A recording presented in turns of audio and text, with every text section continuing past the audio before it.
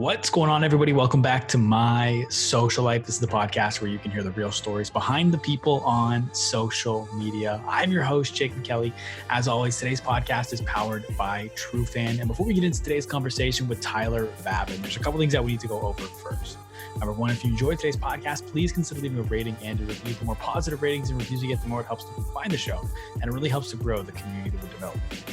And if you're one of those people that have recently found the podcast, welcome. I'm very excited to have you here. Make sure you subscribe and stay tuned for future episodes. I put out brand new interviews every single Monday. And a brand new Takeaways episode is an audio exclusive where I sit down and talk to you about the most recent podcast episode of the week every single Thursday. Last but not least, be sure to share this to your Instagram story if you enjoyed. Tag myself at the Jacob Kelly. Tag Tyler at Babin. I'll feature you on my account and send you a message as well.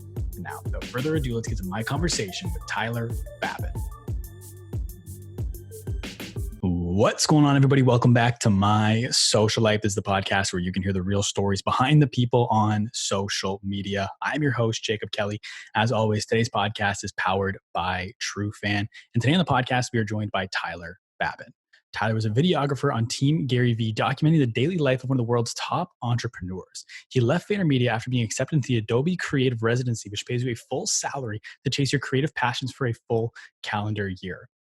Tyler's residency has recently come to a close, and he has now moved to Portland, where he now lives and works as a full-time creator. We might not have 24 hours with him today, but I'm very excited to go behind the feed and learn about his story. Babin, welcome to the podcast.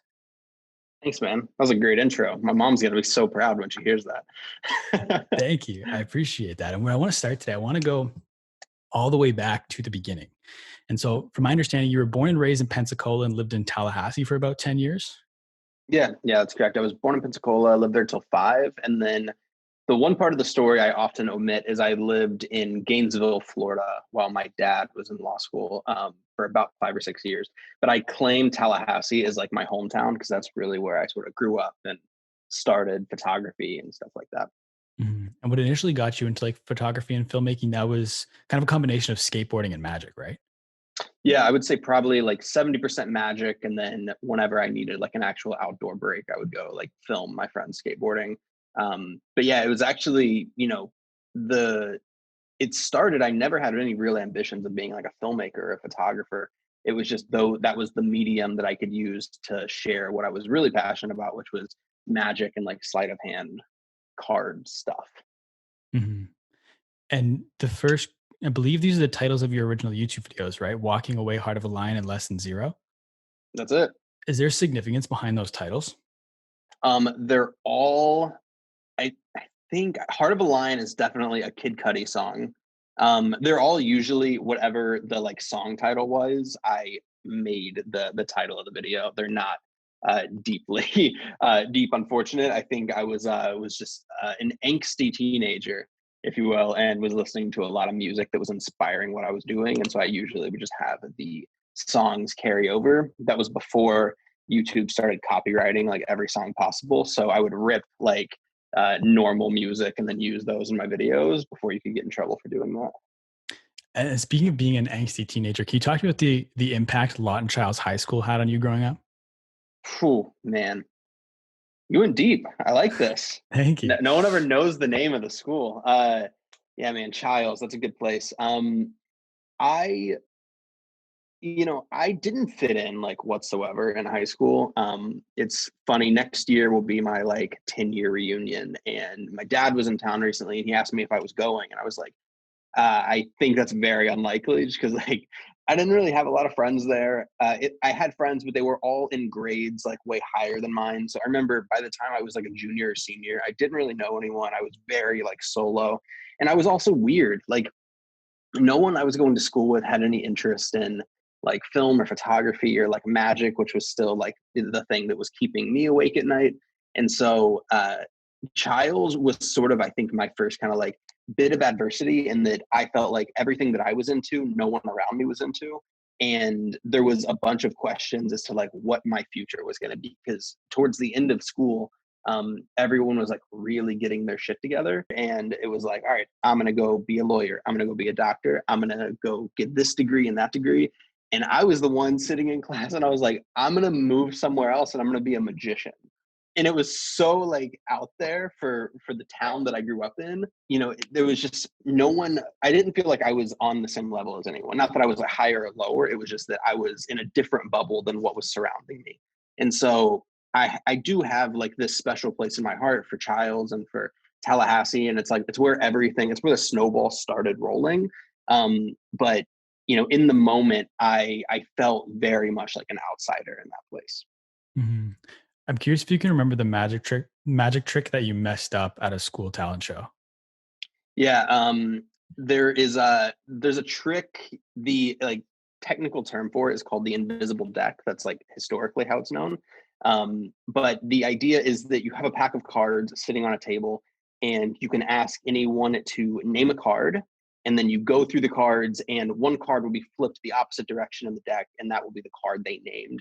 And I did that trick in front of probably like 500 or 600 people, and the card that I like predicted and flipped over was not the correct card. And so at what point did you kind of start to switch from wanting to be a magician to wanting to be more of a creative? Because I know your first job, correct me if I'm wrong, but it was taking yearbook photos. And I believe shortly after you graduated, you started the Mortal Project as well, right? So was that around the time that things started to switch from magic over to creativity? Yeah, I think towards the end of like high school when I was, about to start like at a community college and I needed to have a job. I didn't know what to really do, but there again, like Tallahassee is a small town. There was no way for me to really make a living as a magician. And at this point, I was really kind of leaning more into like the video side. At this point, I think I was still making videos around magic tricks and things like that, but I became way more focused in the production side of it, the production and the editing side of it, instead of just uh, the tricks themselves. And magic still has a big part of my life. Like I have decks of cards all over my apartment. I still like fidget with them all the time. But that was whenever that shift kind of started happening. And so I think I always wanted a job that didn't feel like a job. And so to me, like logically, I was like, oh, like if I can work with a camera, that's a win. And the only way I could really figure out to work with a camera at that stage in my life was photographing yearbook photos at like all the different schools. And so my day job literally was I'd go to work first thing in the morning. I'd pick up all the camera equipment. I would get in a beat down early 90s minivan and then drive to whatever school I was photographing that day, set up, photograph 1,000 kids, pack it up, go back to the office. And like that was my day. And then on the weekends, I had an office key that I was not supposed to have, and I would sneak into the studio on the weekend with my friends. And that's how I like started learning how to use studio lights. And I started just photographing my own things, which were the Mortal Project. And I was getting really into like fashion and portrait photography at the time. And then that's really where like my first portfolio had kind of come to be was in that studio that I was not supposed to be in. Did you go to community college straight out of high school, or did you take a couple of years to try and figure it out first? I went straight in. Literally, I just took a summer break. I like finished my senior year of high school, summer break, worked at that camera studio, straight into community college. And something that might be surprising to a lot of people listening, considering your career now, is you actually failed your first photography course, right? Sure did. Yeah, straight F's in first photography class. I think it was a couple things. One, I walked in with a massive ego. I was like, I'm gonna run this thing because, like, I mean, at the time, I thought I was a good photographer. I had really only been shooting for about a year, and my work was a mess. Um, but I knew that I like in the moment probably knew the most out of everyone in the class. So I went in with a huge ego, and I think that probably turned off the professor pretty quickly. And I think she like had it out for me. But yeah, I didn't do well in any of the creative classes I took. The first semester of my like community college career, for as short lived as it was, I took like photography, a graphic design class, and I did poorly in all of those. And is it true you ended up getting kicked out of college for a little bit? Yeah, I got suspended because basically I just stopped going to so many classes that I let my grades drop to a point where they told me I had to leave for a semester. And so I left, kind of did my other stuff, and then it came back. And then the semester I came back is when I was like, you know what, this just isn't going to work. I'm not. There's nothing about this institution or anything that is connecting the dots to where I think my life is going and the direction I'm going to take things. And so that's when I ended up just leaving. And is that the time when you're working at Staples still? Yeah, yeah. definitely. That was a rough, I think, few months of my life. I think maybe 6 months, like a semester or two, and the Staples thing, where I would just like the Staples was right across the street from my community college, so it was just easy to knock them both out while I was there. And I've heard you say that despite like Staples being, for lack of a better word, like not a good time, it helped you realize what you wanted to do. And I'm curious like how it did that for you. One of my favorite quotes from Casey Neistat is like the best way to find out what you want to do is do something you definitely don't want to do, because all the time you're spending doing the thing you don't want to do, you're going to fantasize about the thing you wish you were doing. And so whenever I was, boxing, breaking down boxes in the back of the store, like, boxing shelves and all I could think about was how much I just would have much rather been shooting or like going out and creating something or traveling. And it really, uh, it set down a foundation for me of like, all right, if you want to do this, you need to really, really get serious. And right before I quit Staples, the thing that was like the tipping point is they offered me a promotion. I was going to go from box boy to the tech center where I would like, help organize laptops and shit like that. And I was like, I do not want to be the dude who gets a promotion at Staples and like starts a career path here. I need to dip immediately. And so that was a real big turning point for me. You ended up getting a job with a like an events company, right? Like they made gear and stuff for like EDM concerts and things like that. Yeah, yeah. They made like glasses and lights. Basically, whenever I think like EDM festivals were at their peak, everyone's like wearing outfits and stuff like that. And so I got a job at a company that manufactured all of that gear, but also went and promoted them at the event. So during the week, it was like I was creating content around all this gear and merchandise. And then on the weekends, I would go out to the events and actually work the booth there and try and sell the stuff on the spot. Mhm.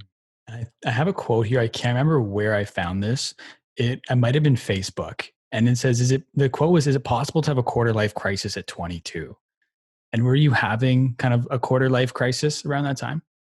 Yeah, I think so. I remember 22 I turned 22 in August, and then that February moved to New York. And so things happened pretty quickly. And so, yeah, 22 was a moment. I remember it pretty specifically. I had gone back to Florida. Well, I was still in Florida at the time, but I had gone to visit my mom at the beach. We were going to do like a beach weekend.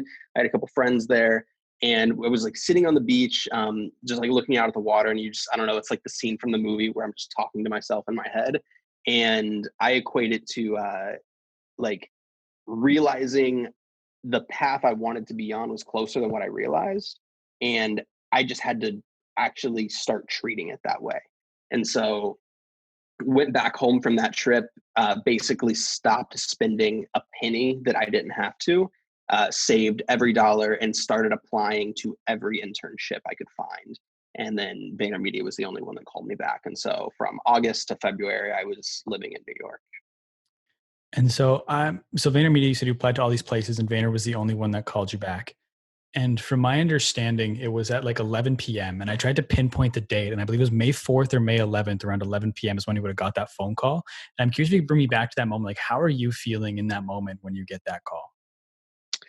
Um, well, it was actually an email first. So I had sent in my application, I had done everything, and then I got an email around, yeah, like 10 or 11 at night, and it was from a recruiter at Vayner saying they wanted to get on the phone with me tomorrow. And the first thing I did was ran to the next room to my dad, and I was like, I think it's gonna happen. And he's like, what are you talking about? Um, in like respect to my parents, because I think I had a lot of big, weird, ambitious dreams, and they weren't sure how those dots were going to connect. So they were like, all right, that's cool. And then I remember getting on the phone the next day, and it was sort of just surreal. Like I couldn't even believe that I was having this conversation with someone in New York who, like, this was the city I had been fantasizing for so long, and just feeling like I was inching my foot to like get into the door was sort of a moment that I don't even think I really took in super well. Like it was, I remember getting off the phone call, and I put on the song "Gotta Have It" from the Watch the Throne Jay-Z Kanye West album, and just like jumping around my room like a crazy kid, thinking that I just won the lottery. Mhm. And I know that Vayner was like, despite the fact they were the only one that replied, they were kind of like the one you wanted because you originally found Gary, I believe. I know you read Crush It in high school and didn't realize that was Gary. And then it was through a Chase Jarvis video, I believe, where you found Gary for like where you really found Gary. And a lot of people, like, New York is a daunting move for a lot of people. It's expensive, it's busy, and, like, I just wanted to quantify, like, the risk you took essentially moving there, because from my understanding, you were making, like, $800 a month, but your rent was 1,500. Like, how do you like, that just shows how bad you wanted it, but how do you find it within yourself to take a risk like that, where you know you're gonna be pretty much making only half of what you need every single month? Um, I think that like especially when you're young and things and you don't have a lot of responsibilities, taking the most extreme risks that make no sense are probably like the best bets you can take. And so for me, it was kind of like I remember leaving Florida and being like, even if this only lasts 6 months, because that's all I had in my bank account, I could burn for 6 months at the amount of money I was making and still be able to survive. Um, Even if it was only a 6 month run, I would have still rather had that 6 month run than just sit in my room and wonder what if. Because I'm terrified of that, man. Like the idea of wondering like what if I would have done this thing? What if I would have done that? That is the scariest thing in the world to me. Mhm. What do you do in a situation where you're wondering what if, but it's two different things? So you're kind of at a fork in the road and you're trying to figure out which one you should go down. And no matter what you do, you're going to wonder what if for the other one. Yeah, I think that when it comes to making a decision like that, the first thought that came to my mind is I was going to say flip a coin, and whenever the coin's in the air, you know which one you want to do more. But if you're looking at two opportunities that you think are essentially equal, like they're different, but they're still gonna like bet out in different ways, you just need to pick one and go, because you can generally very quickly determine whether or not you're gonna like that thing. And then you can just switch over to the other one if you want. There's nothing wrong with changing your mind. I think there's this big fear that if you I think it probably gets really instilled to us this you're not a quitter mentality that I think gets baked into us as we're growing up. There's nothing wrong with like quitting something and changing your mind and going to a different route if you determine that thing is not making you as happy as what you thought it was. The flip side is like if that isn't the case and you chose the right thing, you're going to be stoked and happy and like just keep riding that wave. And jumping back to Vayner, so it was an internship at first when you first got there. And I know you were like the first one in, last one out, because your goal was to try and get a full time job out of this. And your last day, you got an email. Can you kind of tell me about that email and what goes through your mind when you read it? Yeah. So you're totally right. I took that internship extremely seriously. Like every morning, I not only was it like first one in, first one out, I would go and I would sit at the Starbucks across the street from Vayner before the building actually opened up, so I could make sure that I was like I walked in the second I could, and I would always try and like get ahead, and then I would never leave before my boss left. Um, and it was sort of everything looked like it was panning to the point that they were going to offer me a full-time graphic design job, which was the whole goal of walking in there. And then yeah, it was like last day last week, and I got an email and it was like, hey, thanks for all the hard work, we appreciate it, but we're currently not going to be adding on to the creative staff, so this is going to be your last day, make sure you take your things, leave your name badge and stuff like that. And I was like, all right. So it wasn't even the end of the day. It was probably like two or three, packed up my bag and just walked outside. And VaynerMedia's office at that time was at the corner of Park Avenue and 23rd Street, which is right next to Madison Park. It's a very, very like busy, crazy area. And I was just standing in front of the building. People are like walking all around me. And I didn't know what the next step was. I hadn't planned for it to go wrong. I've never been a plan B person. It was like with leaving school and everything. I've always like kind of put all of my eggs in one basket. And that was a big sort of getting punched in the face moment. I just didn't know what the next thing I was supposed to do was. Do I go back home? Do I start applying to other jobs? Meanwhile, I'm looking at a bank account that is just steadily dropping because, the cost of living is so high in New York. Um, and I just kind of walked around for a few hours and didn't really know what the next step was, just kind of walking around the city, kind of like blank canvas in my mind.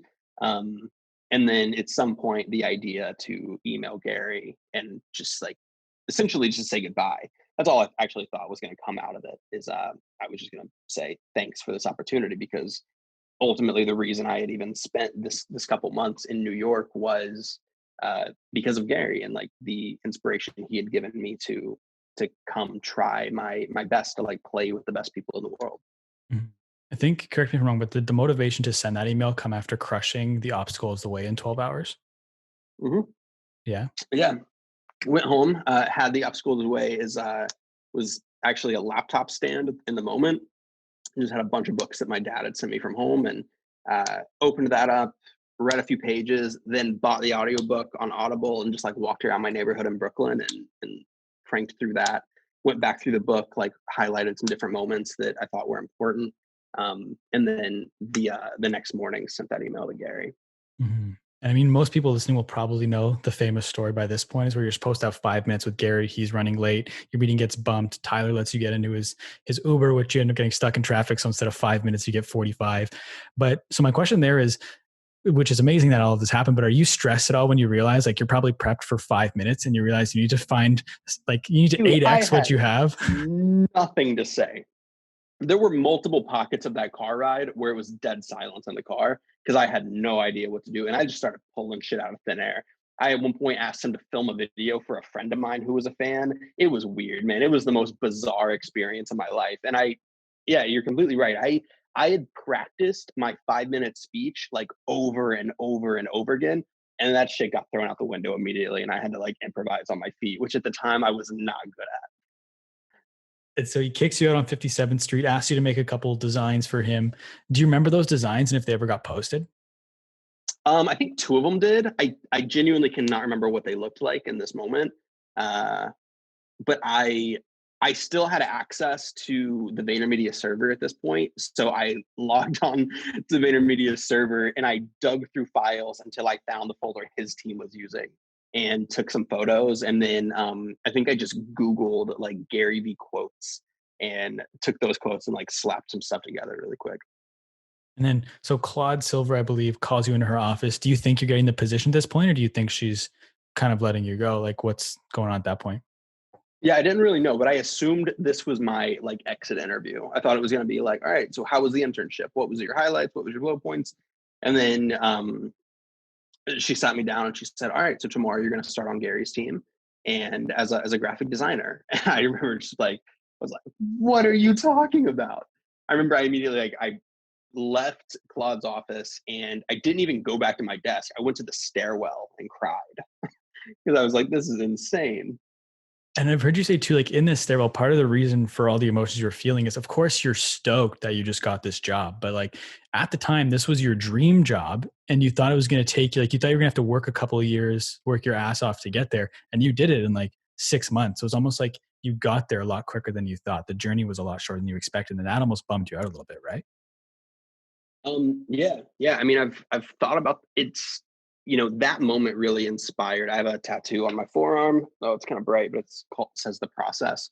And it's for me a reminder that, uh, I tend to find every time I accomplish whatever I've like set out to do, I was actually happier like a few days before whenever I was like fighting for that thing than what I was when I actually got it. And so I had really planned out in my mind how my life was going to go for these couple of years in New York. It was get an internship, get a job, just like crush that job, work my way up, and then finally at some point I would switch over to Gary's team. And I kind of went from step 2 to step 10, like really unexpectedly. And so I was stoked, I was excited, but I think I don't even know if bummed in the moment was is the right word, but I was scared of what was next. I had kind of like skipped a whole bunch of process, and maybe it's funny as I'm saying this story and kind of thinking back to like who I was in that moment. Maybe I thought I needed steps 2 through 9 to get me to a place where I could actually handle what I knew was going to be coming at me on Gary's team. So I think I was scared and felt a little bit unprepared, honestly. Mhm. I've heard you say too that you didn't know how hard you could work until you ended up on Gary's team. And from my understanding, your job as a designer did not last very long. So it was your first day they dropped video on your desk and asked you to edit, right? Yeah. And Mhm. can you, for the people listening, I just want you to kind of explain like what your knowledge level was of Premiere and video editing at that time, and like the amount of work you put in to get to where you were in such like a 6 month period of time. Yeah. Yeah, that was funny because I thought I worked hard until I got on Gary's team and realized like I haven't been doing anything. But I had really, really invested for the few years leading up to this moment into graphic design and photography. So I knew Photoshop, I knew Lightroom, I knew how to organize text and things like that. I was stoked and I was ready to hit the ground running. And literally the very first project, Andy K. Kranak, he handed me a hard drive from the most recent Ask Gary V episode and said, all right, make video clips. And so I knew Premiere, like I had been making magic videos and, editing through high school and things like that. I knew how to import footage, I knew how to cut clips, but I was incredibly disorganized. Didn't know how to really do any sort of like advanced, effects, and had no idea how to structure story for a social media first landscape. And so I kept essentially the same hours that I did whenever I was an intern. I would, go to that Starbucks, be the first one in the building. I would go in early and work on like graphics before I had to start editing during the day. And then I would edit videos. I'd leave at like 6, 7, 8 o'clock at night. And then I'd go home and I'd watch Premiere tutorials like all night. And just try and get like as efficient as I could. And I remember something Andy said to me, who's Gary's brand director, is I think at one point I asked if there was ever anything else for me to learn. Like, would I be able to start learning how Facebook ads work and stuff like that? And he's like, you need to understand you're being paid to become the best editor you can possibly be right now. Just like become a monster. And so I really at that point, like kind of just locked in and said, all right, video is going to be the focus. And I just need to understand how to edit and structure story and create at a scale of an insane amount of quantity, but also level up to becoming an actually like very skilled editor at the same time.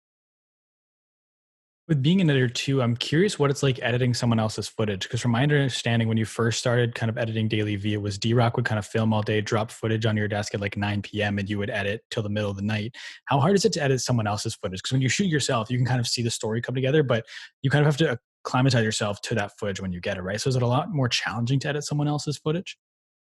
Yeah. It's back and forth. It is not necessarily more challenging to edit someone else's footage if you have an adequate amount of time. The thing we didn't have though was time. And so the reason I would start watching the footage at 9 and wouldn't end until the middle of the night is I had to relive the entire day. I had to watch from start to finish. And it was a big thing D-Rock and I would always argue about is D-Rock would be like, no, like we have to film everything. We have to film 8 hours of footage a day. And I was like, dog, I gotta watch 8 hours of footage at night. Like this is rough. And it wasn't until we actually, I think, flipped the script at one point where I had filmed an episode of DailyVee and I didn't have time to edit it. So I passed the footage off to D-Rock. And I remember him being like, oh, this is really, really hard. And you've been doing this for years. And that's whenever we switched to the editor was always the person who would film that content because it's really, really challenging. And when you're looking at this like bucket of footage and there's no organization other than, file names, you don't know where that magic clip is. You don't know what Gary said in this meeting, what quote was taken out of context, like all those things. So I have to watch from start to finish, structure the story in my mind, and then actually create it and build that out. And so it's funny, like I think Diak and I will talk about that period of time a lot whenever we were actually doing DailyVee Daily.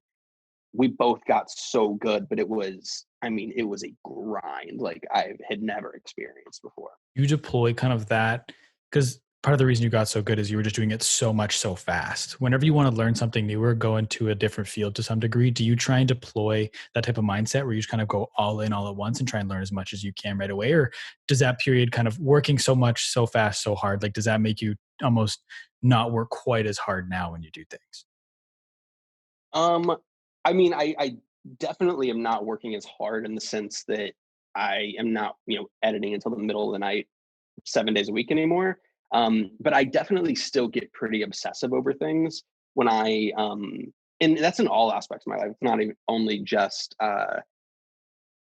creative work. I remember last year I had like went into a phase where I got really, really into like playing Call of Duty just on my off time. But it's not just me going and playing a game. I started watching videos on like, all right, strategy. How are people playing the game? Like how to optimize the use of the maps. And like I get really, really just like sucked into like minute details. Maybe it's just like a personality trait or something I absorbed from that time of my life. But yes, I do not have a good balance when it comes to like learning new skills and like practicing a little bit a day. Like as soon as that hook gets into me, I kind of can't stop, and I'll just go really, really deep down the rabbit hole until I hit the point of just losing interest and like moving on. Like I don't know why I just stopped playing Call of Duty one day, but I stopped and now I haven't really looked back at it. So I don't know what I'm going to do with all that like random Call of Duty knowledge I have now. Fair enough. And when when you started on Team GaryVee, you were like the fifth member, right? And it went from like 5 to 22 or something over your period there. Yeah, I think I was, yeah, I want to say I was fifth. I think I was fifth, but I was like the second or third creative. It was D-Rock, there was a graphic designer, and then me. There was one other videographer. There was Stefan at that time. And then whenever I joined, Stefan started transitioning into some other projects. But yeah, I think it was about five, like give or take. And then by the time I left, I think we were approaching 30. Um, it was a lot. And I think that that's kind of a thing that Gary's motto is, when you want to scale things, you have to like just put people in the room to scale them. And so it went from D-Rock and I being, the videographers, to then we had, three editors. And so like D-Rock and I were alternating filming daily V, but then we would pass that footage off to be cut up into Instagram clips and short films and things like that.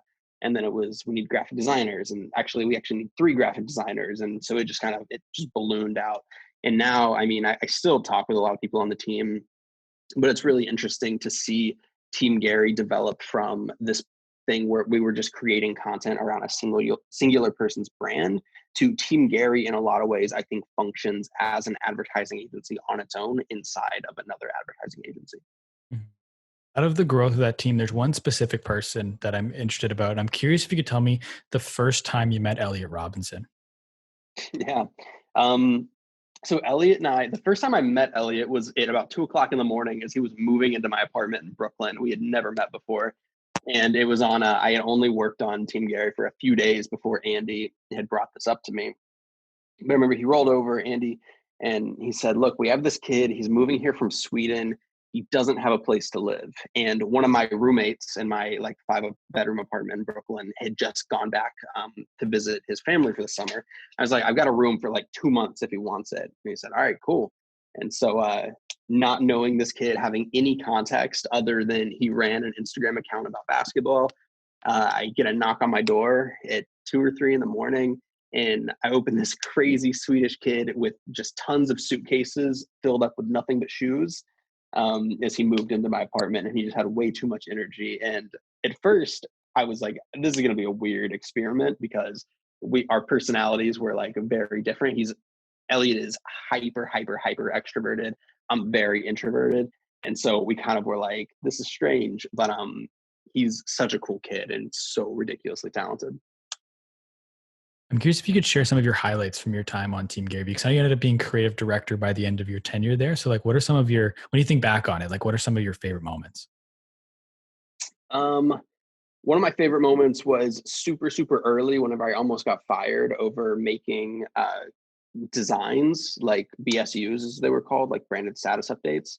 Um, Gary wanted like a set number a week, and I was making those and I wasn't keeping up with that quota. And so he texted me on a Sunday morning and said, dude, I'm so pizza. He was saying, dude, I'm so pissed, but it auto-corrected to pizza. And that was like the best moment ever.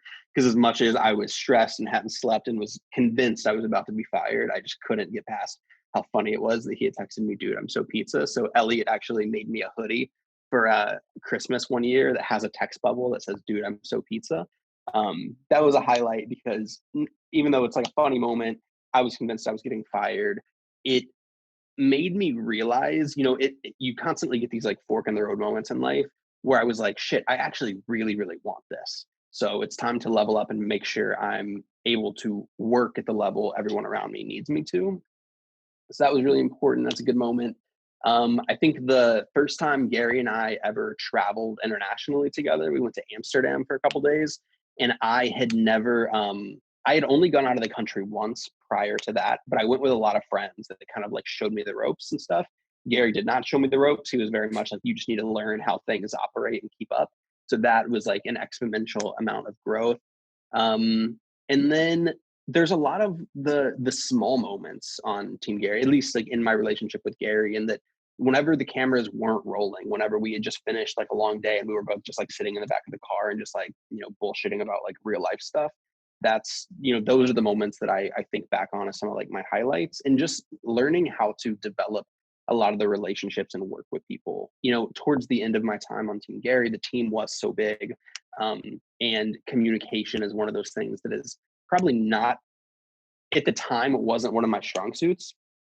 I was very like quiet and just heads down, and I'll do my thing, and I wasn't really talking about what I was doing with a lot of other people. And so I learned how much communication matters and how basically everything in life can get solved if you just communicate really well. And so those are the moments that off the top of my head sort of stick out. And so now talk to me about making the decision to leave Team GaryVee and ultimately end up leaving Vayner shortly after that. Like, hearing you talk now, clearly like Vayner obviously has made a huge impact on your life. So like, how do you come to that decision? Yeah. I think that, I think, it all netted out. I spent 3.5, just under 4 years total at Vayner. Um, 3 of those years on Team Gary, and then I was kind of transitioning out of that. Um, and so I bounced around a lot towards my end of my time at Vayner. Went from Team Gary to Vayner Talent to working on Empathy Wines, and then ultimately the end of my time at Empathy Wines when I left and took on the residency with Adobe. Um, I was recognizing where my position was in VaynerMedia, and that there wasn't a lot of room for me to grow for the foreseeable future. Not to the demise of anyone. Like, I don't think anyone was like, all right, knock Babin out. Like, he's grown too much too fast. He just needs to work for a long time. But as a company scales and teams grow, continuity becomes important. And I felt like I was really just becoming a walk in the morning, walk out. I was losing my fulfillment because I was just sort of doing the same work every day on Team Gary, wasn't growing a lot. And at the time, I guess I was, I don't know, 24, maybe I just turned 25. And I was like, I need to keep the growth going. I need to see something different, because I felt like I was living my life on autopilot a little bit. So, but given how much like respect I had for Gary and the relationship I had with everyone at VaynerMedia, I wanted to test things. I didn't just want to leave. I wanted to like see if I could, find the things I was looking for inside that building. And so then I went over and I was a director on Vayner Talent for a while, worked on a bunch of cool projects, got to travel a lot.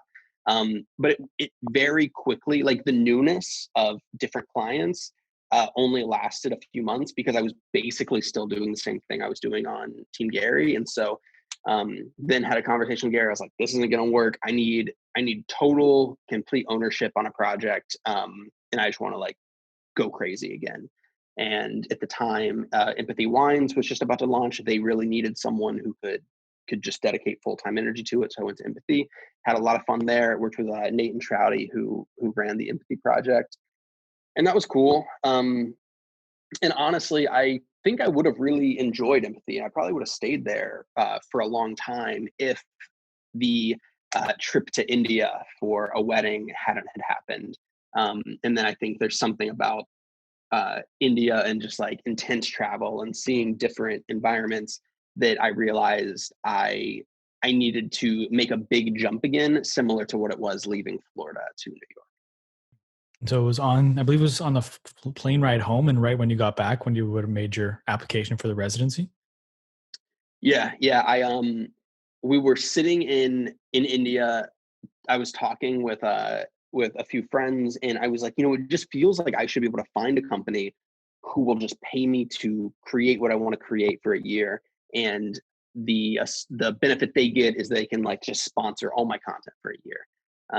And then I saw an ad for like an Instagram ad for the creative residency. It then like cued in, oh yeah, like Sarah Dici, who is a friend, she was a resident.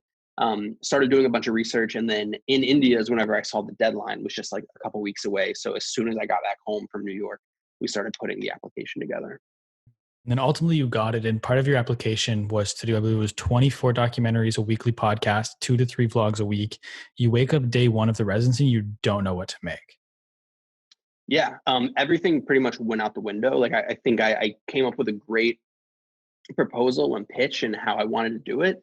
And day one, I woke up and realized, holy shit, I'm so burnt out from the tenure at VaynerMedia I just did. Um, I'm destroyed, like from top to bottom. And the thing I don't know if I've ever mentioned this in an interview or anything, but the first like 2 months into the residency, I mean, dude, I just like tried to recharge. I spent like time just walking around New York, just trying to like think a little bit. It was brutal. Um, and in the sense that I say I didn't know what to make, I came off of a video that by no means did it go viral, but I think maybe like culturally viral. The announcement of me quitting that job, which I expected to just get like a couple hundred views from my friends, ended up really, really getting sucked into YouTube's algorithm. And overnight, essentially, I had gained 20,000 subscribers on a YouTube channel that I didn't know what to do with at that point, because I had built an audience off something that was not what my goal was. I figured with the ideas that I put into the proposal in my initial application to the residency no longer fit the audience I had found myself with. And so I kind of went back to ground zero for a period of time and trying to rebuild. And frankly, I've gotten a lot more okay with the unknowns and like not knowing what to make. But in that moment, I was kind of frozen with how many options I had. Hmm. How do you eventually overcome that? Like, how do you get out of that headspace at 2 months? Like, what changed from beginning of month one to end of month two? Um, I think one time, like I think that having downtime and really recharging is very underrated, especially in the US. And even though like the hustle culture thing, it's kind of a phase of time that's dying out, and we're all collectively focusing a lot more on like mental health and recharge time and things like that. But I still struggle with it now, that if I have like a down day, the only thing running through my head is all the projects that need to get done, how behind I am on an edit, and it's difficult to take that time away. And so I learned during that couple month phase where I really, really slowed down my overall like creative output, how valuable that is and how much that can really sort of reset your mind. And then I started the project. I started behind the feed, where I started actually like interviewing people, and that started to inspire me again. And I got really lucky and managed to finesse my way into interviews and meetings with people who I didn't feel like I had any real business talking to. And those conversations were what really inspired me to kind of get the ball rolling again. Ultimately, that behind the feed became 24 hours with, right? Yep. And I think that's interesting because I listened to some old podcasts you're on to prepare for this one. And I have a quote here I want to read you from a podcast you did in January 2017. Oh boy. So this is whenever I initially started with Gary, my goal was to get a couple years of experience, and then I would go and do essentially what we do for Gary, but work with people all over the world. And instead of staying with one person for multiple months, I would stay with them for a day or two and create these individual documentaries about their life. So like this plan had been something you'd wanted to do. It wasn't like you needed an idea for the residency and you just put that down. Like this is something you've been talking about for years up to this point. So like, how did it feel to Yeah. finally kind of see it come together? I know you tried a little bit of a kind of with conversations with legends in 2017, but like you got to do multiple with 24 hours with. Like, how did it feel to finally see that come together? Yeah. Yeah. So it definitely was an idea that I had been playing around with for a while. Conversations with Legends was the first kind of opportunity. I only did 2 episodes of that, which, that was like the first foray into could I take Daily V, could I shorten it really, really small and then use that as the deliverable. So that was kind of how I had pitched Behind the Feed. Behind the Feed was going to be these little vignettes. I wanted them to be super short, like 3 to 5 minutes long. And then I took a trip to LA. I shot a bunch of episodes, got back to New York and realized that was not at all what I wanted to do. And that I actually wanted to create really like deep, intimate portraits of people in their process of creativity. And that's whenever it shifted to 24 hours with, which a lot of it wasn't really different from the production standpoint, but it gave me permission to expand and like go into a lot more details than what I was letting myself with the time limit I had put on to Behind the Feed. But those moments were so exciting to like see a project start to come to life. And it's really unfortunate because obviously, as we know at this point, 2020 was a shit show. But when I left the residency, the goal was to go full time into 24 hours with. And that's, I mean, I had the amount of episodes I had lined up starting, in the beginning of 2020 going in through the rest of the year was massive. It was one of the biggest disappointments is that I couldn't be around people anymore. And I had to essentially put that project on pause for the foreseeable future, which hopefully this year I'll be able to start digging back into. Um, but that was definitely a dream project, and it was selfish in a lot of ways. I wanted a reason to hang out with my heroes, and so it was sort of like, what skill set do I have that I could provide to try and create something of value? And that was sort of, and it ended up working. Like I was able to create portraits of people that I'm very proud of. And it gave me an opportunity to selfishly develop my skills as a creator and a business person and all the things that I felt like I needed input on. So ultimately, all things considered, considering COVID and everything, like how do you look back now, especially a few months removed now, probably 8 months removed from the residency? How do you look back on your time in it? It was great. It was just not at all what I planned. It was super different, but I think it's what I needed in a lot of ways. I expected my time at the residency to be super heads down, creating massive amounts of content, and it wasn't that. I didn't create that much. I mean, I traveled a lot. I spoke at events. I sort of look at the residency as my opportunity to taste a lot of different things and find out what I was actually sort of passionate about. I also got to direct projects with Adobe. I mean, dude, like I made a video for like Terminator film, and then I got to go see a private screening with the director. Like that's like childhood fantasies. So I look at my time at the residency is massively successful. It also helped me develop a really good relationship with Adobe, and we're continuing to work on projects every single day. But it's just not what I expected, and that's okay. It kind of circling back to the whole like changing your mind and shifting what expectations you have of certain things, even if you've built them up really intensely to be something else. I think if you can live in the moment and sort of view what you need in any particular moment, that's like the best and easiest way to live your life. And that's what Adobe gave me. They gave me a year to live in the moment, experiment, try a bunch of different things, and see if I was actually able to sustain Babin as a brand and is something that I could actually make a good living off of. Speaking of Babin as a brand, how have you gone about shedding the Gary V label? Because I'm assuming like that's something that's going to follow you for a while, just based on the size of his brand. It's like, Of how have you? course. What was your approach to kind of shedding that? So you're not just Gary V's videographer, you're Babin. Yeah, it's tough, and it's something I'm still working on, and I don't know if I'll ever fully shed it, nor do I want to. Like, I think there's some people or think that I'm frustrated, or I've said in moments that I don't want to be pigeonholed into being Gary's video guy. It's not that I have anything wrong against that. Like I'm fine with that. It was a big part of my life. It was the foundation that allowed me to do everything that I'm doing now.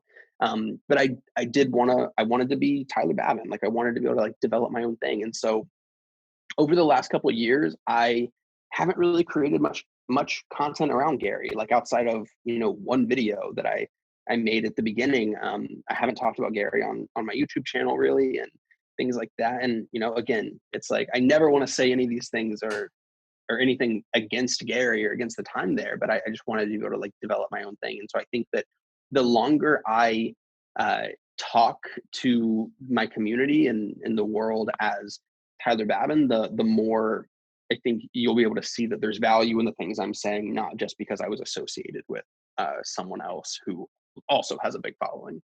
Mhm. And then when the residency ends, like, did you have a game plan? I mean, like, I'm sure you had one, probably, but COVID messed that all up. So, like, when it ends, like, you wake up that next day, no longer in the residency. Like, what do you do? Like, what's the game plan at that point?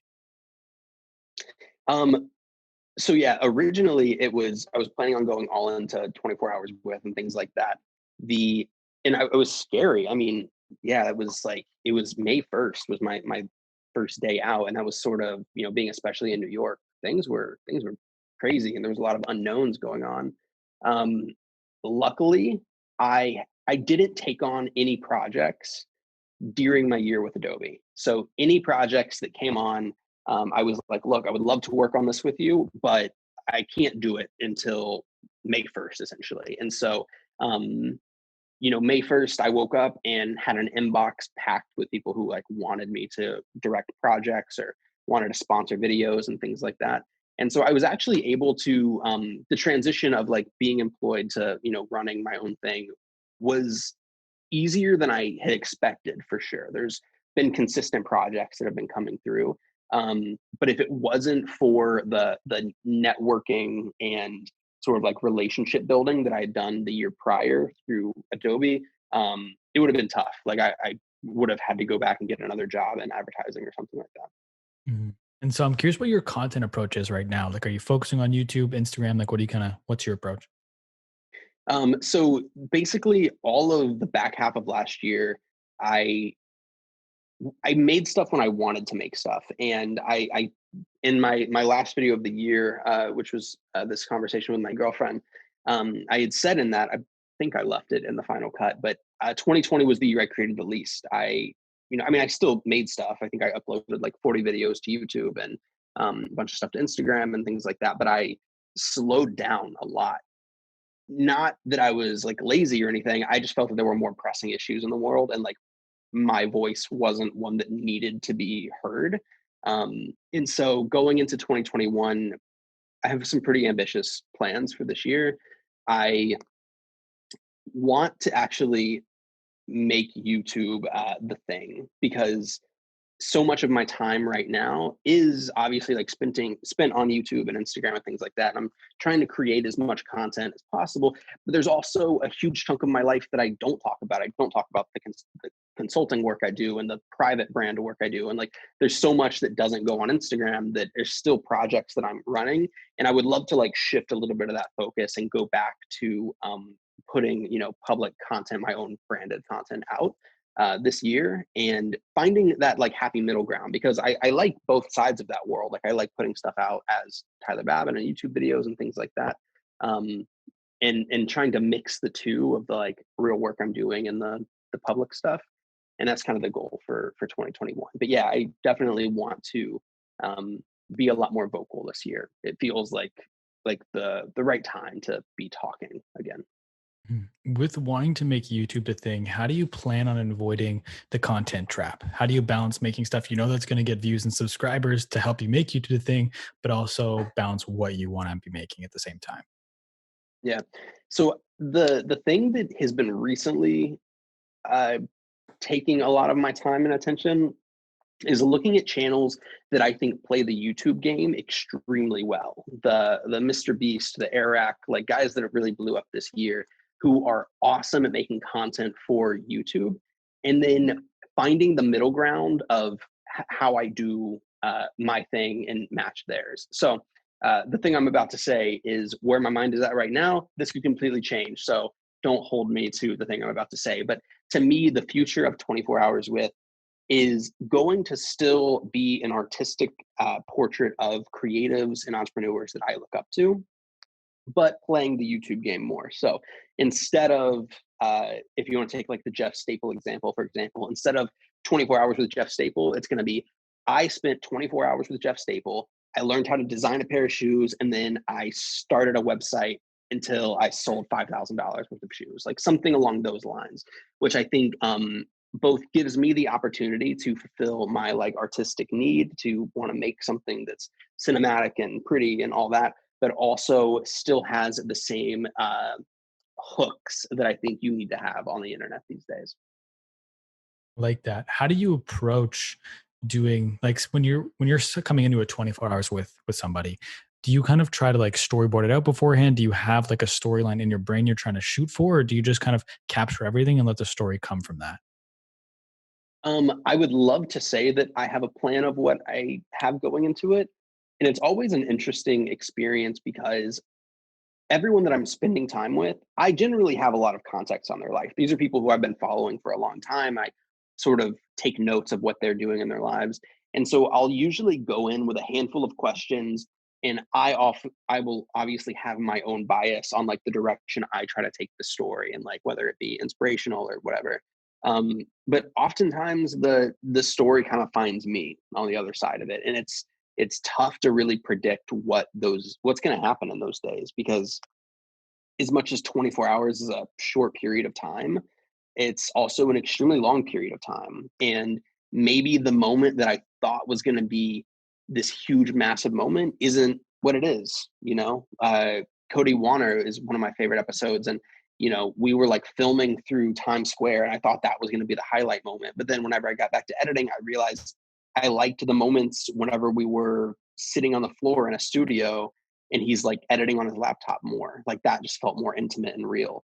And so I think that being able to be a really good listener when it comes to like creative work, I think a lot of people will go into a video and like want to direct everything. And we need this shot and this shot and this shot. We need to get this talking point and this talking point. But being able to just like listen and take everything in and then sort of let the story find you is where I think the most honest portrayal of someone comes from. Mhm. What's your favorite content piece you've ever made, if you can pick one? Um, Dang, that's a good question. I oftentimes go back to 24 hours with Jeff Staple, because that was a video that similar to the I thought there was going to be a lot of things that had to get done before I made my way onto Team Gary.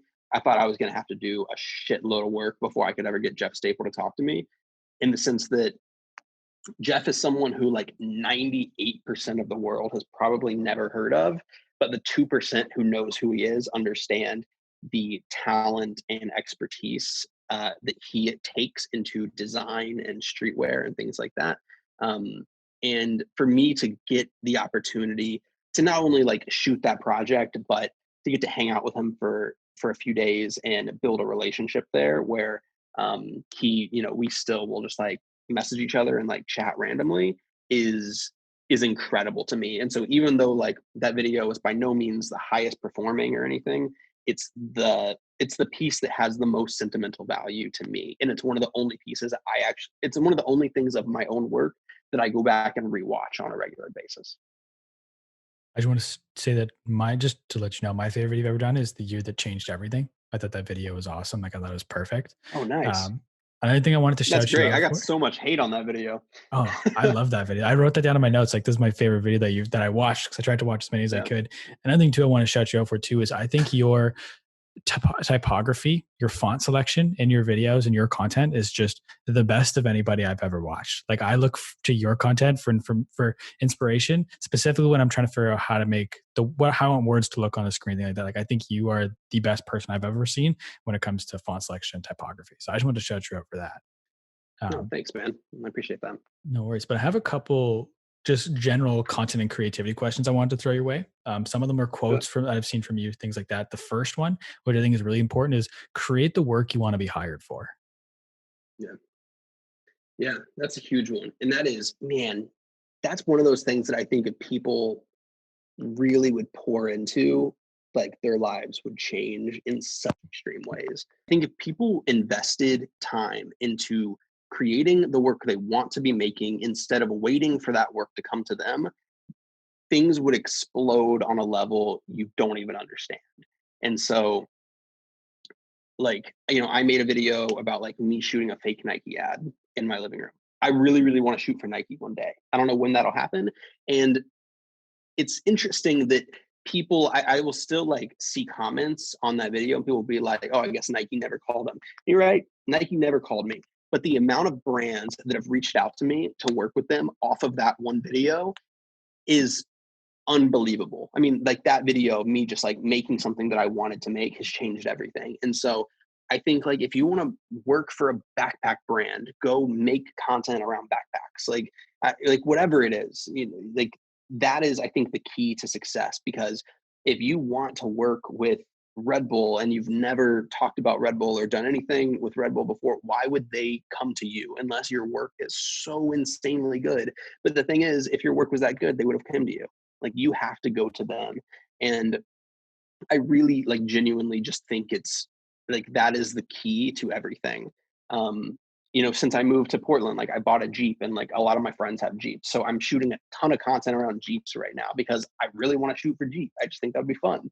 And so, you know, making that stuff and putting it out there is what gets you on the radar of the people you want to be with. Just ask, you know, it's like asking and creating is like that is the secret.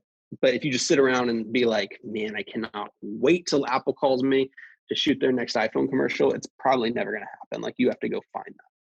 And I think the thing that a lot of people don't realize too, like you said, some people will like leave comments like, oh, I guess Nike never called. But to the point of you working with all these other brands now, like one of those connections could lead to you shooting with Nike, right? So it might not be like a direct, I made this video and Nike called. It might be like all these other people called, which led to me getting Nike. So sometimes, like, I think it's the Steve Jobs quote, you can't connect the dots looking forward, you can only connect them looking back. Um, 100%. I love that. the next quote that I have for you, which is another one of your quotes, is as a creative, you hate a lot of the stuff you put out. I'm curious why that is. Yeah. Um, yeah, man, I like really don't like a lot of my work, which is something I should probably explore in therapy more than anything. But yeah, I think that I'm always in search of like, or I can at least always look at my work and like refine what could have been better.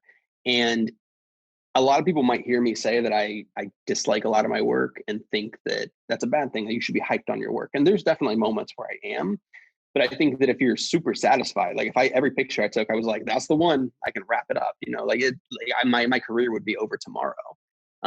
So I actually think that like imposter syndrome and disliking your own work can actually be a really powerful tool for growth and progress. But yeah, like I can always, even yesterday, we were just talking, like yesterday I went and I shot for 12 hours, shot 800 photos yesterday. Right before I jumped on this call, I was clicking through a few, and there's one that I looked at and I was like, if I would have just like shifted a little bit over, it would be 10 times better. I think that it's just me constantly looking and wanting to refine and make my work the best it can be. Why then, like, is it just that drive to be better that keeps you creating? Because if you put all this time in and most of the time you look at it like, man, I don't like this. Like a lot of people, if they didn't like the finished product of stuff they did hours and hours, days, months, weeks, years doing, they probably switch to something else. So why do you keep coming back to being a creative if a lot of the output isn't what you want it to be? Um, just because it doesn't look the way I want it to doesn't mean I don't enjoy the process of making it and that I don't love making. So I think maybe that's something I should define more of, is that it's not like I look at my work and I'm like, this sucks, I suck, like I don't like doing this. It's like I make all of it and I'm like, I'm gonna go make it better tomorrow. Like screw this old work. Like the thing I'm gonna make tomorrow is good, and then the thing I make tomorrow, I look at the next day and I'm like, that was shit. I'm gonna go do it better the next day. Yeah, it's just always wanting to get better, and it's like it all comes back to like the process. Like I like making things. There's something about the idea of I could leave my apartment right now with a camera, go film a bunch of things, and create something that doesn't exist yet, and like I can make that with those tools. That's incredibly exciting for me. Mhm. Luck is where preparation and timing meet. Yeah. Um, it's something and it's definitely not my quote. I don't know who I stole that from, but I think that when I was like right before I moved to New York, I had a lot of other people around me also move to New York, like a bunch of people in my community, other creators and stuff that were going to college where I was going. Like everyone's like, we're going to New York, we're going to go take over. They pretty much all failed. And it's because I think that a lot of people will jump too early and not wait for certain stars to align. The reason I think that my life and career have had some bit of success up to this point is that I was really patient. I worked shitty jobs at Staples and things like that. And I waited until everything looked like it was basically aligned. And then I went like pot committed all in. I mean, you ask like why I was cool taking a job where I was literally bleeding money every single month. It's because I just knew that there was like, this was the moment where things were going to click. And that's probably why I was able to like skip so many steps ahead of going from intern to being on Team Gary. And I mean, if you wait till you're ready, you'll never get started. Yeah, 100%.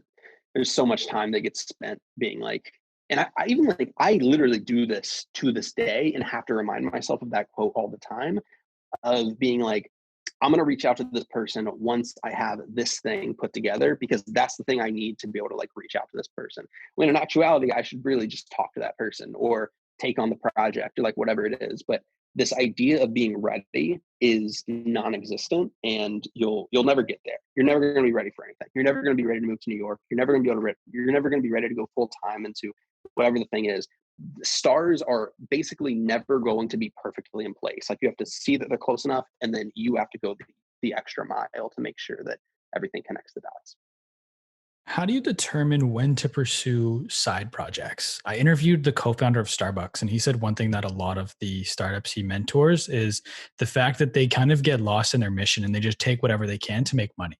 How do you know what side projects that take away from your main mission to pursue and what not to?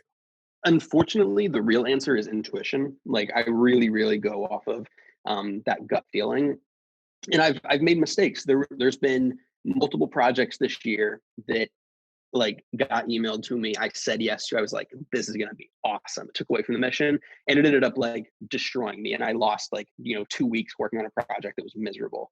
Um, and so I think intuition is always like being refined and getting better. But I usually can just feel it. Like if I see a project that I think is worth taking some time away, I'll do that. And then also, as much as I never want to tell anyone they should just do something for the money. But if a project comes through that is just so financially lucrative that I can't walk away from it, like I'll take that, because I know that if I take on a project that gives me the ability to not have to take on a project for the next 3 months, that's worth it. Like it'll suck for a month, but then the next 3 months will be great. Like I'm pretty realistic in that sense that uh, as much as I want to be a full-time creative and things like that, but like bills still have to get paid. Like I still have to make sure that I can afford my apartment and my studio and dog food for my crazy wiener dog that like won't be quiet in the living room. Like those all things have to still get done.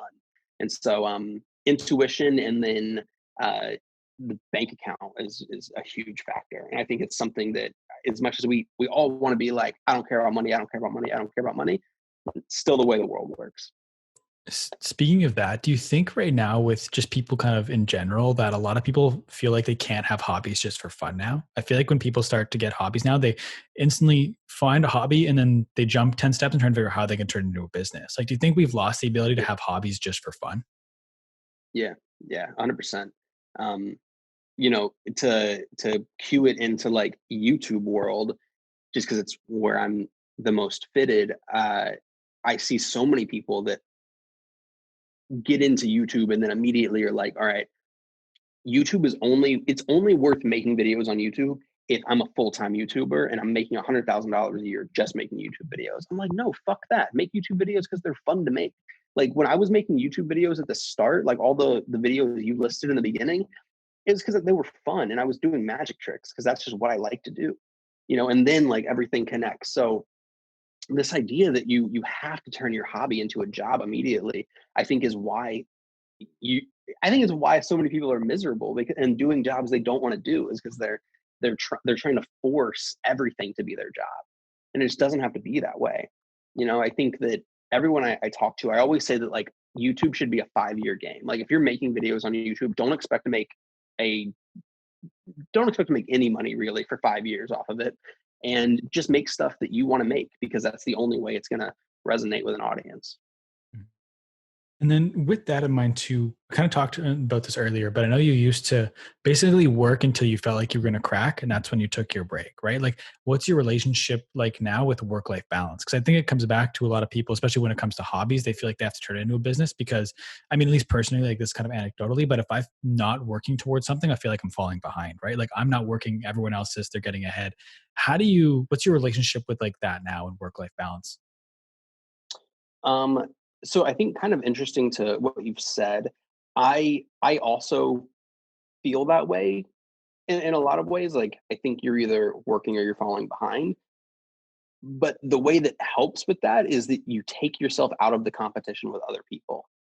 I'm not I'm not I'm not working against or with anyone else right now. Like it's just me versus me. And so I still in a lot of ways work until the point where I think I'm going to crack. Sometimes I've been working beyond that point.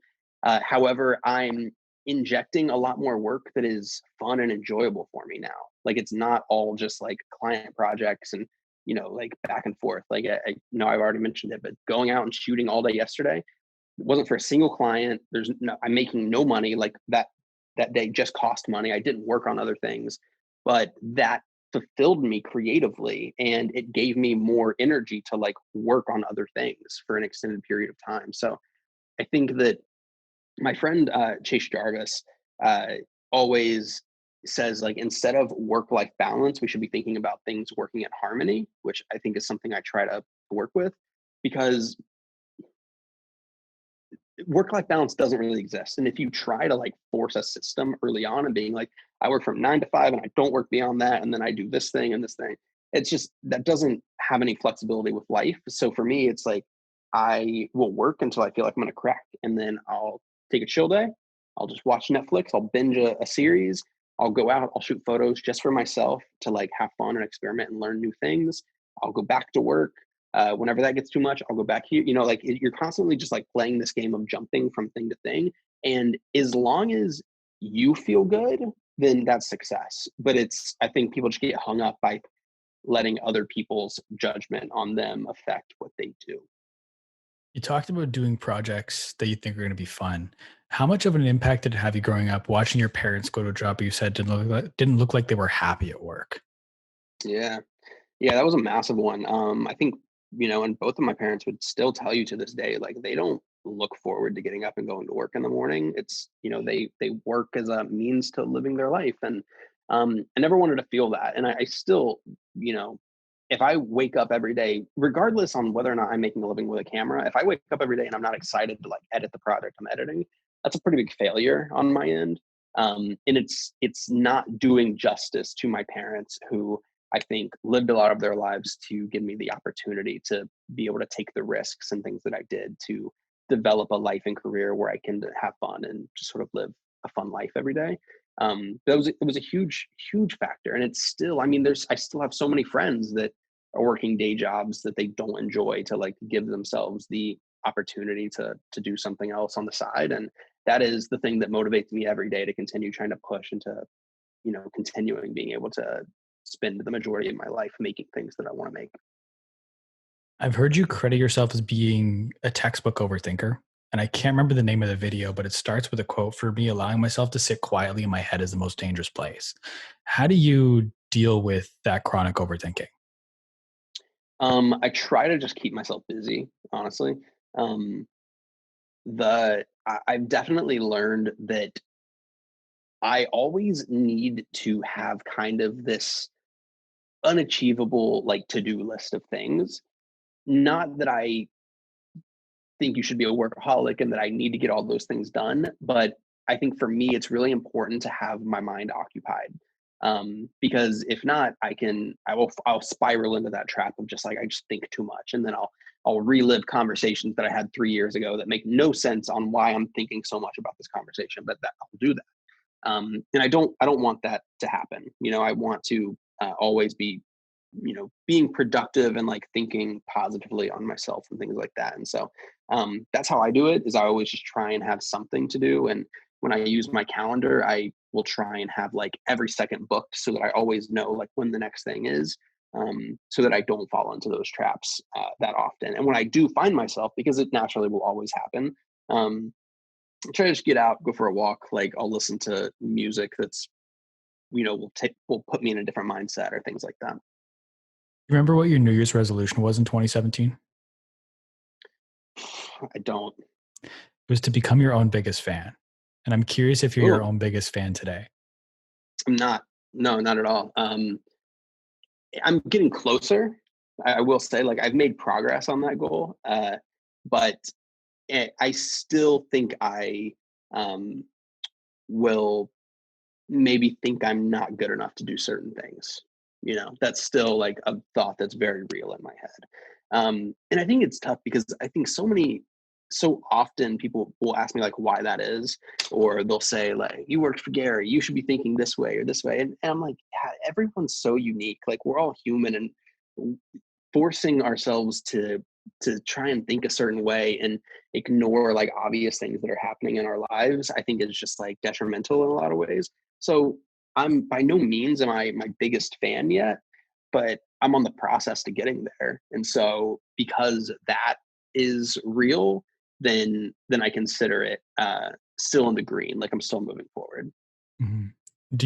Are you still not setting really long-term goals? Yeah, no. Um, I mean, even now, like I don't see anything really beyond this year. Why is that? Um, I think I just want to like stay in the moment as much as I can. And I think that if you I think that if you say like, all right, in 5 years, I'm going to be this person and I'm going to make this much money, it locks you into a lot of decisions. And I don't want to be locked into decisions. So I don't want to say that I need to be, if I say that I need to be making this much money in 5 years, that means I have to make decisions on what projects I'm taking on to fulfill a goal that may not fulfill anything else about my life other than what is in my bank account. And I don't want to do that. I always want to be pretty flexible and be allowed to make on the spot spontaneous decisions. And so I think that if by not planning out too far, I give myself that freedom and flexibility. Growing up, you were always a big dreamer. You wanted to be a professional skateboarder, professional magician. I believe at one point you even wanted to be in movies. So I'm curious, like, what do you dream about today? Because I feel like capping yourself within that year, does that make it hard to dream big because you're not trying to attach to one specific thing, or you still have some pretty big dreams? Well, I still have massive dreams. I still want to be in movies. Like I still want to like pursue acting at some point. I have huge, huge dreams and aspirations, but I don't think it does. I don't think at this stage in my life, and it's different for everyone, but I think at this stage in my life, it does no good for me to try and game plan how I'm going to go from like Tyler Babin, who's a creator and a YouTuber, to like a movie star. There's no need for me to have that conversation with myself, because circling back to I tried to plan my 5 year plan of how I was going to get from an intern to Team Gary, and that shit went out the window really fast, and I figured out another way. And so maybe if I plan how I'm going to get from A to Z, I will miss the shortcut at the next letter that allows me to skip ahead. And so I think that I'm huge on having big dreams. I have like massive, massive things I want to do, but I just want to focus on what I can do the best at right now. Because I think if I focus all my energy into the now and doing the best job I can at what I'm actively working on, that the things will connect themselves. Kind of like back to the Steve Jobs quote. What is your relationship with death? Um, whew, that's a good one. I think I have I feel like it sounds weird to say I have a good relationship with death, but I think that I think about my own mortality the perfect amount, and that it is always on my mind that everything could end in a second.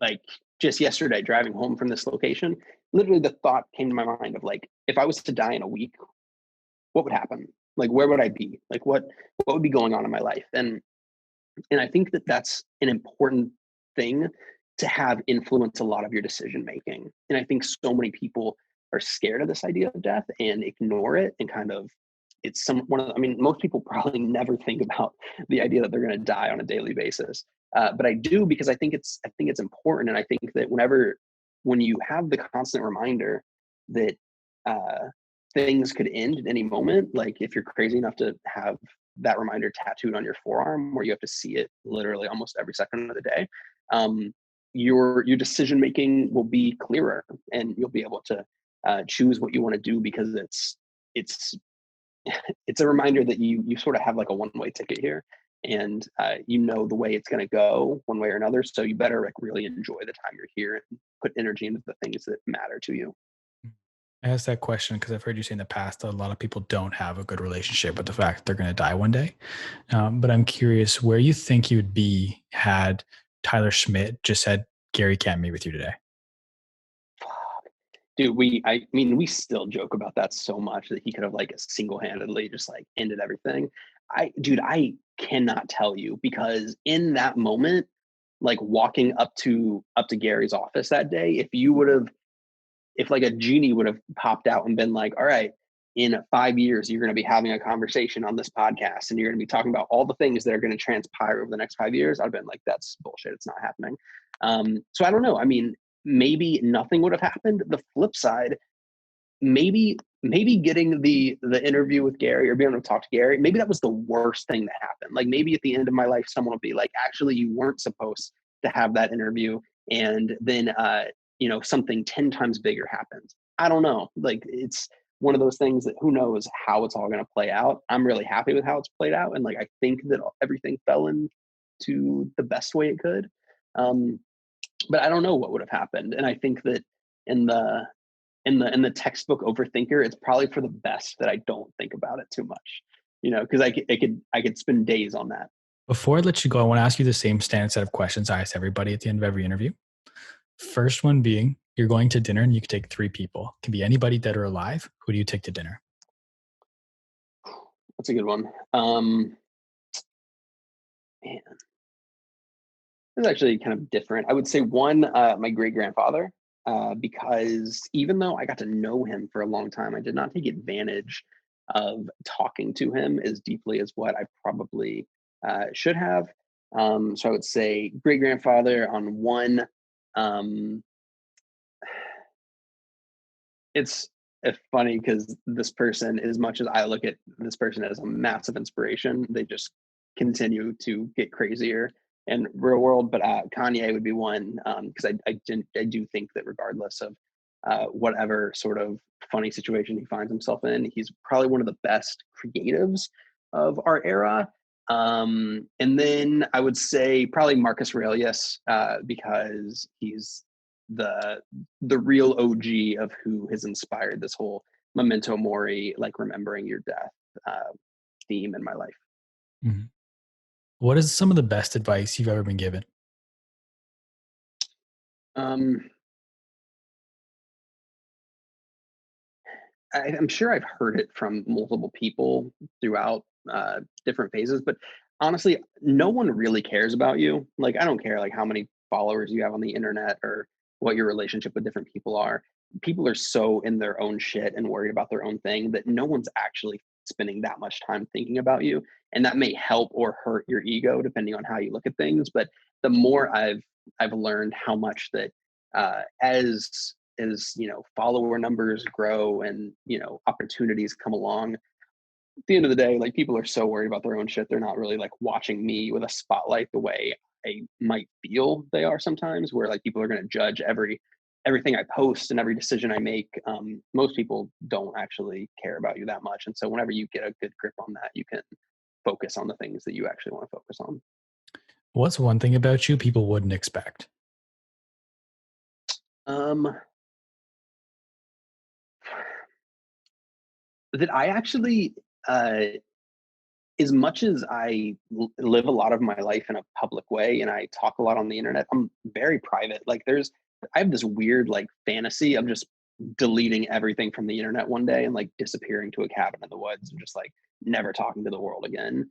Uh, because I think I'm just super introverted and like I'm very just like kind of quiet into myself. And so as much as I try to be a good talker on camera and things like that, I'm actually, I still have like insecurities, and I have like, the idea of kind of not being in the spotlight is really attractive. What is one thing that's so important everybody needs to know? You're gonna die. I mean, we're gonna circle back to the death thing. Yeah, I mean, not to like scare people or get weird, but like you are not going to be here at some point, and the sooner you become okay with that and you're not scared of it anymore, the sooner you will start living the life I think you genuinely want to live. How often do you reflect on everything you've accomplished so far? We started earlier in this podcast. I mentioned how the reason you first found Gary was because you were watching a Chase Jarvis interview where he was interviewing Gary. Later on in the interview, you mentioned Chase Jarvis as a friend. Like, have you reflected on the crazy journey you've been on over the last 5, 6 years? Um, I do, but I don't think I actually recognize the magnitude of it sometimes. Because I will still, it's always like, even, getting this, your email to like jump on this podcast. I'm always like, why would anyone want to talk to me? Like, I'm nobody. I'm just this kid like figuring things out with a camera. So I will reflect on things, and it is funny that I went from like Chase Jarvis was like one of the reasons I picked up a camera in the first place to now he's someone who like I can text with on a regular basis, and he's like a buddy that we can like get beers together. That's insane. And I definitely think about it, but I still, and whether it is to a good point or a bad point, I don't look at myself as someone who is like done this crazy amount of work in the last 5 years. For the last question, I like to flip the script a little bit. So instead of me asking the question, it's you asking the question, but it's not to me. So pretend you have a crystal ball. You can ask this crystal ball any question, you'll get the 100% honest answer. What is one question you'd want to know the answer to? Oh, that's a good one. Um, I would want to know how my life played out if I would have followed the rules. If it's just because I'm curious, and maybe it's like I just want to know who was right. But so much of my life I was told like you gotta you gotta go to school, you gotta get good grades. Like, what if instead of watching YouTube videos in college about how to edit photos, I actually went to class and like got my shit together? Like, would that have played out better? I don't think it would have, but it would be interesting to know. Oh, I love that question. No one's ever asked that question before. Like sometimes you get the repeats. Some people like want to know what happens when you die and different things like that. So I always appreciate a new question, new question to ask in that context. But I want to thank you so much for taking time to be on this podcast. I want to thank you for giving me the opportunity to talk to you before you delete your social media and vanish into the woods. Um, I want to give you the opportunity to, I want to give you the floor. Where can the people find you? Plug anything and everything you got right now. Absolutely. I'm terrible at this part of things. If you just Google Babin, you'll find everything on me that you probably need.